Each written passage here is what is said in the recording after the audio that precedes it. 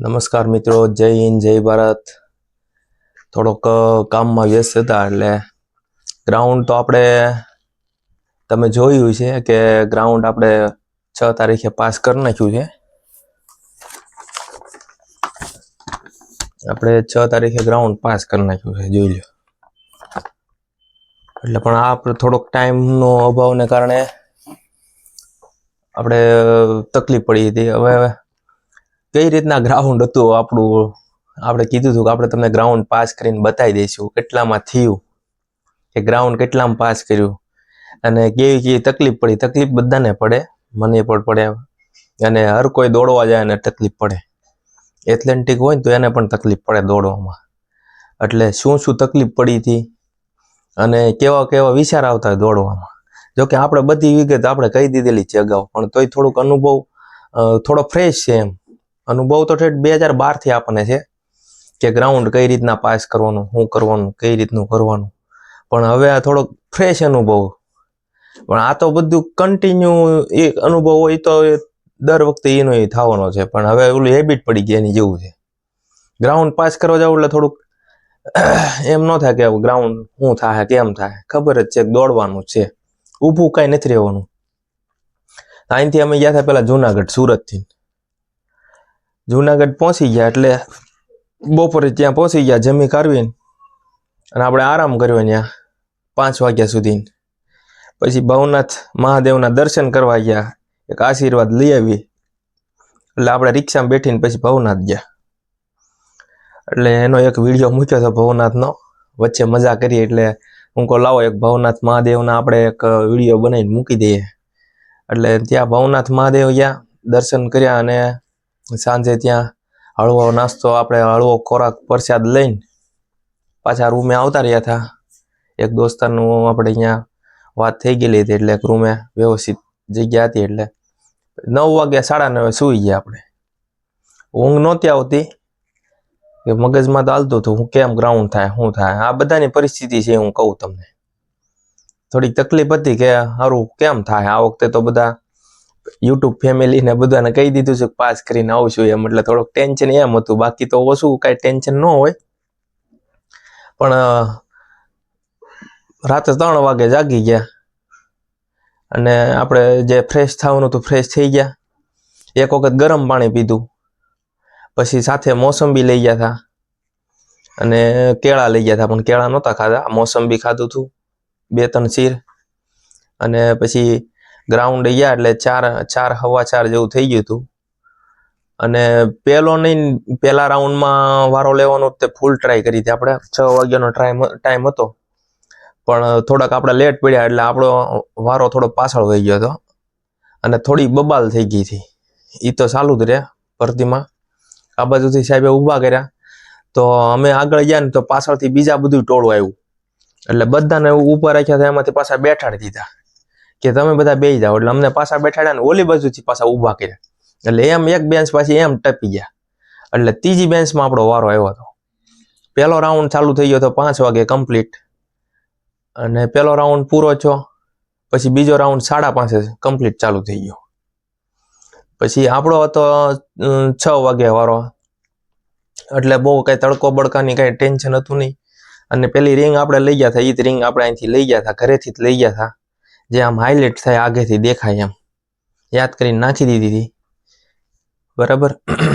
અને 6:05 આપણો round complete ચાલુ થઈ ગયો હતો.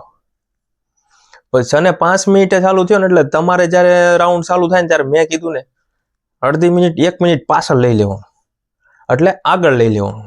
મારે 6:05 ચાલુ થયું એટલે મેં એમ કીધું 6:06 ચાલુ થયો, ના 6:04 ચાલુ થયો એમ.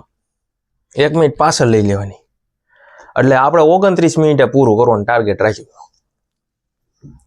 6:04 ચાલુ થયો એટલે 29 પૂરો થાય. 6:05 હોય 30 પૂરો થાય, 25 મિનિટ ત્યારે થાય ને. તો ત્યાં 2 ઘડિયાળ હતી, 1-1 મિનિટ આપણે રાઉન્ડ કાપવાનો ગણતરી હતી. પણ એકની અંદર આપણે રાઉન્ડ આવતો હતો. પેલો અડધો રાઉન્ડ 1ની અંદર આવતો હતો, પાછો અડધો રાઉન્ડ 1ની અંદર આવતો હતો. એટલે 2 મિનિટની અંદર 10 સેકન્ડ આપણને મળતી હતી. એક રાઉન્ડ પૂરો થાય ને તો મિનિટ ને 50 સેકન્ડમાં આપણે પૂરો થતો હતો રાઉન્ડ. આ રીતના હાલતું હતું. પછી પાછળ થોડુંક ગાડી દબાઈ ગઈ હતી. 8મો 9મો રાઉન્ડ આવ્યો એટલે થોડુંક સ્પીડ ઓછી થઈ ગઈ હતી અને ગણવામાં તકલીફ પડતી હતી. પણ લબર હતા એટલે કાંઈ બહુ ટેન્શન હતું નહીં. લબર નાખતા ગયા અને 10મા 11મા રાઉન્ડે થોડીક વધારે તકલીફ પડતી એટલે 2 મિનિટની ઉપર રાઉન્ડ વહી ગયા હતા. 2-3 સેકન્ડ પણ તોય સ્પીડ રહીને ઉપાડ્યું કામ. અને છેલ્લામાં સ્પ્રિન્ટ મારી દીધી હતી આપણે કમ્પ્લીટ. પણ ધારી એવી સ્પ્રિન્ટ નહોતી લાગી, થોડીક પણ સ્પ્રિન્ટ તો મારી દીધી હતી અને બેઠી ગયા. ગ્રાઉન્ડ પૂરું થઈ ગયું. પછી રિઝલ્ટ આવવાની થોડી વાર હતી અને એક એવો બનાવ બન્યો હતો. અમે જ્યારે ડી એરિયામાં બેઠેલા હતા ત્યારે 4થો રાઉન્ડ જે ચાલુ હતો અમારી પછીનો રાઉન્ડ, એમાં એક કેન્ડિડેટ કોઈ પણ નશાવાળી દવા અથવા કંઈ નશો કરીને આવ્યો હોય એવું લાગતું હતું. તો એ ઊંધો દોડતો હતો. બધું પબ્લિક આમ દોડતો હોય તો આમ દોડતો હતો. અને બીજા જે સ્ટાફવાળાએ પકડ્યો તો જોરથી બોલતો હતો કે ભાઈ હું કોઈને નડું તો મને કહેજો, હું કોઈને નડું તો મને કહેજો એમ. ઊંધી વાતું કરતો હતો ને આમ તેમ કરતો હતો. પછી સ્ટાફવાળાએ તો એ પકડ્યો પણ પકડાતો નહોતો, એટલું બળ કરતો હતો એ. એટલે એ કોઈ નશો કરી ગયો ને મગજમાં બધી ઘૂમરી ચડી ગયેલી. એટલે આવી વસ્તુ કોઈ કરતો હોય કે આ દવા પીવી, ગોળી દવા પીવી, ખાસ તો એ માટે જ બનાવ્યો છો. બાકી આપણે ખાલી એમ કહી દે કે પાસ થઈ ગયો તોય હાલે. પણ મેન તો ખાસ એ માટે જ આપણે બનાવ્યો વિડીયો કે આ વસ્તુ નહીં કરતા. એને તો નશો ચડી ગયો ને જો એ દોડ્યો હોત ને બધું તો કંઈક બીજું થઈને ઊભું રહે, તકલીફ પડી જાય. એટલે એ નશાવાળી વસ્તુ આપણે પહેલાંય ના પાડી હતી કે નશાવાળી વસ્તુ તમે કરીને ગ્રાઉન્ડ ઉપર ન જાઓ. કોઈ પણ એવી દવા લઈને ન જાઓ જેનાથી તમારા બ્લડ પ્રેશર હાઈ થાય. એક તો તમે રનિંગ કરો એટલે બ્લડ પ્રેશર તમારું હાઈ થવાનું જ છે. અને પ્લસ એમાં એ બધું વાતાવરણ હોય એટલે થોડુંક એમ બીપી વધી જાય. સ્વાભાવિક વસ્તુ છે. તમને બધું માહોલ જોવો એટલે થોડુંક શું છે અંદરથી થોડુંક ગભરામણ જેવું થાય. અને એમાં તમે પેલી દવા પીધી હોય, કોઈ પણ જાતની દવા નહીં પીવાની. ઘણા કહેતા હોય આ દવા પીવો, આનાથી રનિંગ થાય, આનાથી આ દુખાવાનું સહન ઓલું ન થાય, આ થાય પેલું થાય. ઘણા લોકો કહેવાવાળા છે. એ ભાઈ તમારે લેવું હોય તો લ્યો, બાકી અમને રહેવા દો. ચોખ્ખી વાત જ છે. આપણે પ્રેક્ટિસ કરી છે કમ્પ્લીટ, આપણે પાસ થવાનું જ છે. અને જેને પણ તકલીફ પડતી હોય 1-2 મિનિટ છે અહીંયા આરામથી ઓછું થઈ જાય. પછી અમારું જ્યારે રિઝલ્ટ આવ્યું એટલે આપણું સિલેક્ટમાં નામ બોલ્યા અને આપણે જ્યારે સહી કરવા ગયા ત્યારે ટાઈમ જોયો તો 23 મિનિટ અને 5 સેકન્ડ થઈ હતી. આપણે 24 મિનિટનો ટાર્ગેટ હતો કે 24માં પૂરું થઈ જાય, એની બદલે 23 મિનિટમાં આપણે પૂરું થઈ ગયું હતું. બરાબર. એટલે ત્યાં તમારી આરામથી 1-1.5 મિનિટ ઘટી જાય. આપણે અહીં ગ્રાઉન્ડ માપતા હતા, ક્યારેક માપતા હતા ને ક્યારેક નહોતા માપતા ને આમનું બધું હાલતું હતું. રામ રાજ્ય ને પ્રજા સુખી એની જેમ હતું બધું. પણ ત્યાં આપણને ખબર હતી કે આપણે 24ની અંદર પૂરું કરશું, પણ 23માં પૂરું થઈ ગયું હતું. કારણ કે ત્યાં આપણું જૂનું કંઈક અલગ હોય અને ત્યાં ખેંચવાની ગણતરી હોય કે પછી ખેંચાઈ જાય પછી પડી જ જવાનું છે. પછી જે થાય પછી ભલે એમ્બ્યુલન્સ વાળા લઈ જાય આપણને, એટલે એટલું ખેંચી લેવાનું છેલ્લે. પછી હાંસવાનું નહીં તાકાત કે પછી આપણે શું થાય 13મા રાઉન્ડથી ખેંચવા જ મળવાનું એટલે પૂરું થઈ જાય. બરાબર. આ રીતના આપણું ગ્રાઉન્ડ કમ્પ્લીટ થયું. પછી હાઇટ માપવા લઈ ગયા અને છે હાઇટમાં આ વખતે થોડું વેરિએશન લાગે છે.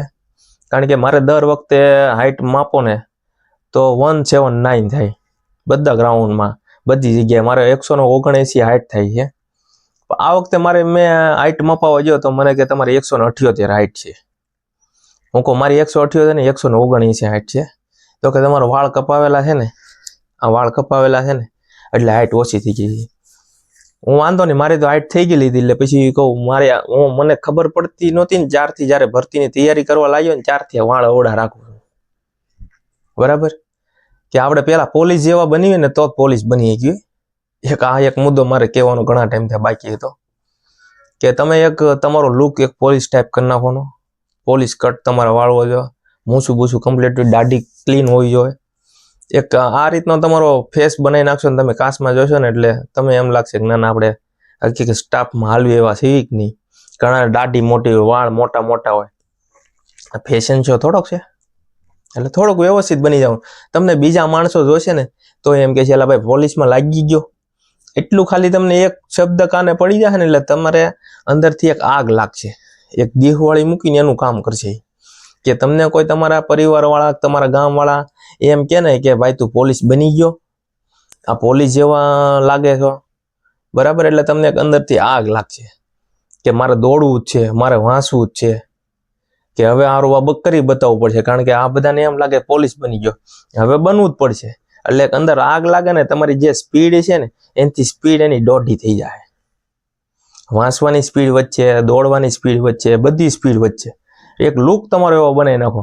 ભલે તમે કાંઈ ન ખબર પડતી હોય, પણ તમે પોલીસ જેવો લુક બનાવશો ને, તમને અંદરથી એક આગ લાગશે. પછી તમને જ્યારે પરિવારવાળા કહે ને કે ભાઈ પોલીસ બની ગયો, આ પોલીસ જેવો લાગે હો, એમ કહે છે, ત્યારે અંદરથી આગ લાગે ને, એ તમને બહુ સપોર્ટ કરશે. મને જ્યારે હું નહોતો લાગ્યો ત્યારે હું આવો વાળ રાખતો ને તો મને શેરીમાં ખીજવવા માટે જ કહેતા, હા સાહેબ એમ, બરાબર? બની ગયા પછી ઓ ના હવે સાહેબ જ કે, હજી સાહેબ જ કે, સાહેબની હવે આપણે ત્યાં પડી ગઈ છે સાપ, કે સાહેબ જ કે, સાહેબ કહીને બોલાવે. પેલા ખોટું કહેતા હતા અને હવે હકીકત કહે, બરાબર? ત્યારે એક ગાંઠ બાંધી દીધી હતી, એ સાહેબ તું કહેશો ને એ હકીકત સાહેબ કેવડાવીને રહું તો જ બકે. એટલે આ વસ્તુ છે, થોડોક લુક એવી રીતના બને નાખજો. આપણે થોડાક ગ્રાઉન્ડમાંથી થોડાક આમાં ઉતરી ગયા, પણ વાંધો નહીં, આ જરૂરી વસ્તુ હતી. આપણે ક્યારેક મળીએ ને ત્યારે એમ થાય કે હાલો કહી દેવી, આપણા ફેમિલી, યુટ્યુબ ફેમિલીને બધું કહી દેવી કે હકીકત શું છે. અને નોકરી તો બધાને લઈને જ રહેવાની છે. એક આની પછીનો વિડીયો આપણે મૂકવો છે કે જેને ગ્રાઉન્ડમાં તકલીફ પડી છે થોડી ઘણી, એને મૂંઝાવાની વાત નથી, એની માટે આની પછીનો એક વિડીયો આપણે એ રીતનો મૂકી દઈશું. એટલે ગ્રાઉન્ડ જેને બાકી છે અને જેને થઈ ગયું છે ને એ 7 વાગ્યાથી બેઠી જવાનું છે. એક આપણે એનું આયોજન બનાવવા માટેનો એક વ્યવસ્થિત નાનો વિડીયો બનાવી દઈશું.